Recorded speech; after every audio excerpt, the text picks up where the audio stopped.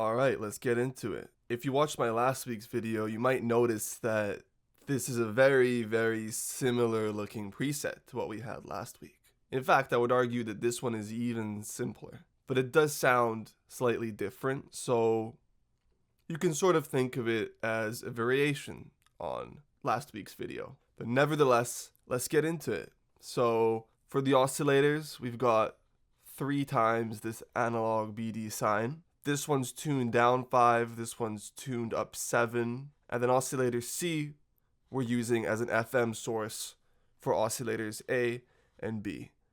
So to be more specific, oscillator C is the modulator for oscillator A and oscillator B. You could see that right over here. We're doing FM from C and FM from C on both. Not to get too ahead of myself, but you can control the FM amount from this macro knob right here. So this little macro knob right here controls the FM amount. So with it set at the minimum, it's at 12%. It sounds like this. And if I raise that up all the way, you'll be able to hear that glassy texture.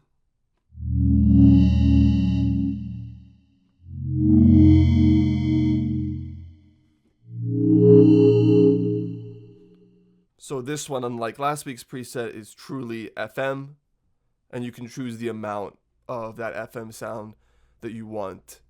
Like I said last week, this is inspired by a lot of the DX7 presets that I came across. The DX7 is an FM synthesizer, and Serum 2 is a wavetable synthesizer, so you can't exactly do a one-to-one in terms of any preset, just because they're completely different synthesizers at their core. But I still wanted to include a nice little true FM synth in this week's preset. So without getting too far ahead of ourselves, we went over the oscillators. Next we have the envelope. You can copy the envelope settings right here, although as we'll see in a moment, this envelope isn't quite as important because this envelope isn't actually the one that you're hearing. I'm actually using this LFO1 to affect the level of oscillator A and B. In effect, what I'm doing is I'm making this LFO act as the envelope instead of envelope 1. I'm doing that to create volume changes over time. Whenever I have a sustained sound, like a pad or a synth, I like to make tonal or level variations as you hold it down, right? Because those are the things that make these presets interesting to me. I don't want to just hear the same sound being played for like a bar or two, which is very typical when it comes to synths or pads. I want there to be some changes in level, some changes in texture, and you can do that by automating these macro knobs over here. But even inherently within the sound, I like there to be changes without me having to automate any other parameters. So in this case, the LFO is changing the level. It's acting as an envelope, right? And you can see here that I wanted it to come in slowly, reach a high point, then it gets quieter, and then it gets louder again as you hold it. So I can demonstrate that right now, and you'll be able to see what I'm talking about.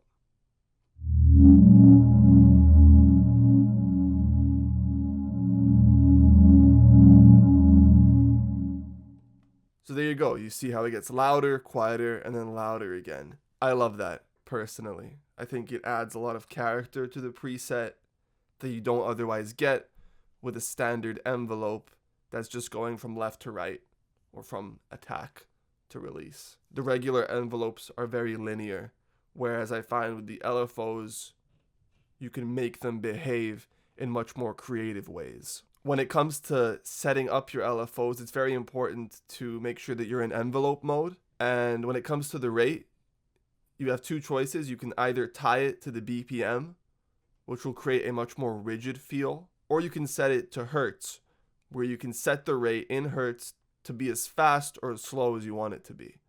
So for this one, I set it to hertz and I set the rate quite low because I wanted it to be slow.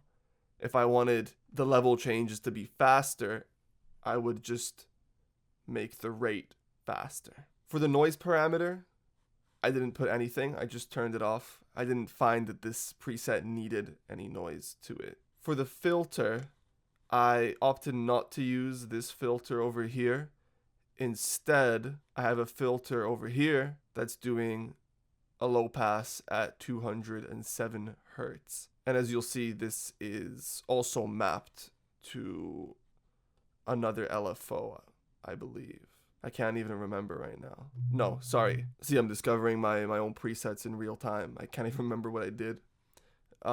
So this cutoff for this filter is actually controlled by envelope 2. I wanted to do that because I wanted the filter to start low and then open up as the sound is being played. So you'll be able to see the filter move now when I play it. So I found that worked super nicely with this preset, starting it off with a more of a low cut and then have the frequencies open up as I played it.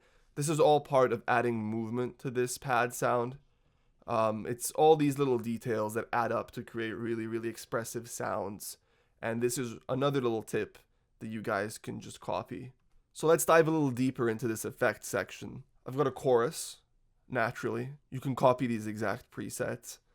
I got the low pass filter turned on, turned all the way up. This mix knob is actually set at 50%. It's just controlled by this macro knob, number 7. And as you can see, it's set to 50%.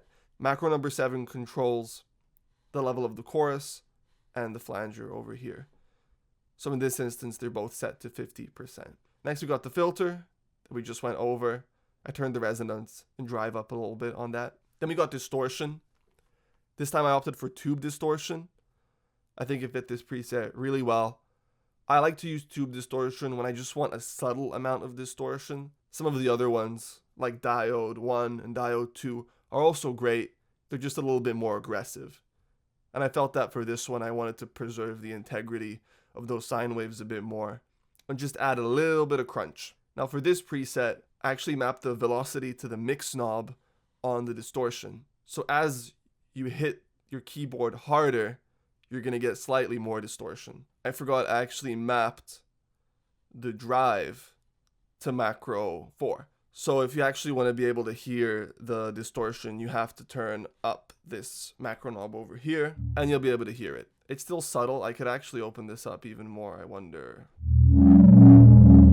So now we can actually properly hear that distortion. So I mapped the drive to the distortion macro, and then the mix is being affected by the velocity. Kind of a unique way to go about it. There's no logic to this game. I just felt like doing it this way this time, so that's the way it turned out. By default, I kept the distortion pretty low because I felt like it generally doesn't need it. And if you want some more bite, you can always turn it up, right? Next up, you got flanger.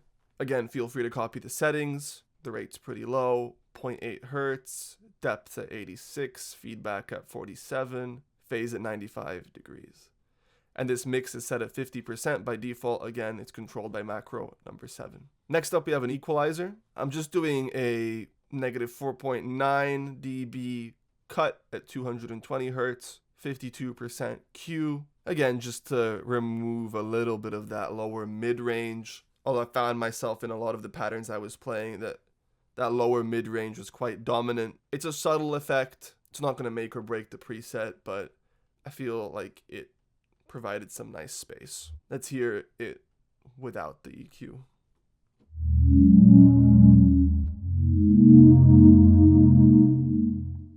Definitely a little muddier, a little beefier. Next up, we've got a compressor, standard, single mode. It's not even doing any compression by default, really. But you see when I turn the distortion up, it just catches those peaks. If you want more compression, again, you can just lower this threshold knob right here. Generally speaking, when it comes to these open, liminal, gloomy sounds, I feel like less compression is the way to go because I wanted to preserve these dynamic changes, for example, that LFO1 is doing. I didn't want those to be squished, otherwise you wouldn't hear those dynamic changes as much, right? So that's the reasoning behind the compressor. Next, we got a reverb. Got it on the hall setting. I cut almost all of the lows out. Again, because I find myself that when I was playing patterns with this preset, I was drawn to that lower mid-range. And there's just so much of it that I really didn't need any of that in the reverb. So I chose to keep all the highs and then cut most of the lows. So if you listen carefully, you'll hear that there's basically no lows in this reverb. It's all highs. High frequencies resonate and the low ones are cut. The reverb size I set to 53%, so pretty big hole. No pre-delay. The K is at 4.4 seconds. That's where I usually like to set my reverbs for these kinds of presets, anywhere from like 2 to 6 seconds. And I've got the mix mapped to macro number 5. It's set to 50% right now. Finally, we've got a utility plugin. Much like the previous preset I went through, it's solely so that I can make any of my presets mono if I like. So you can see it's the width is mapped to macro number 6 over here. So by default, the sound is stereo, but if I turn this mono knob all the way up, all of a sudden the sound is mono. And this is purely a mix thing. If you have a mix where 1,000 things are going on, maybe this preset being in mono will help you place it in the mix better. I like it when sound designers do things like that. I find it's very convenient and it makes me load one less plugin, which I always enjoy. Finally, I want to go over macro knobs 1 and 2, which I left out for some reason when I was talking about the filter. Now, I'd be lying if I said I didn't have to remind myself what these are doing. Oh yeah, of course. So the filter frequency over here just changes essentially at what point the filter starts, at what frequency the filter starts, I should say. So by default, it's set pretty low, but we could open this up. So if I open it up, it sounds like this.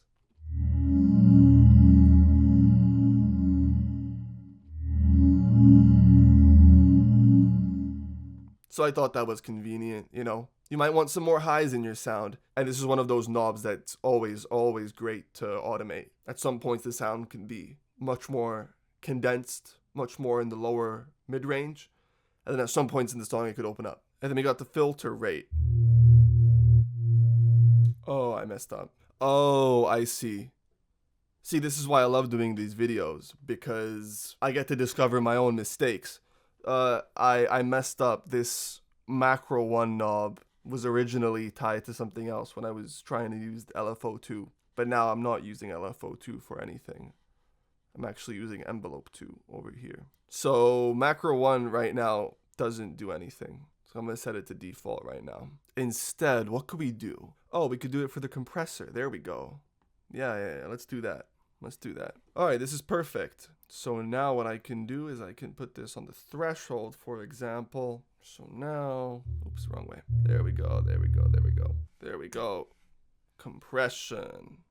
There we go. See how we did that on the fly? This is why I love doing these videos, because I catch my mistakes in real time. Because when you're being creative, and when I'm being creative and designing these presets, I'm just being creative. I'm mapping things to different places and different things, and then I forget that I mapped macro 1 to something that I'm not using at all anymore. So we can also map this to the gain, actually. So as we compress the signal, we get a little bit more gain. Maybe that's a bit much gain. Let's do a tiny bit less. All right, great. We fixed that in real time. So now macro 1 is a compression knob. So as we turn it up, we get more compression and also slightly more makeup gain as we compress it. So that's perfect now.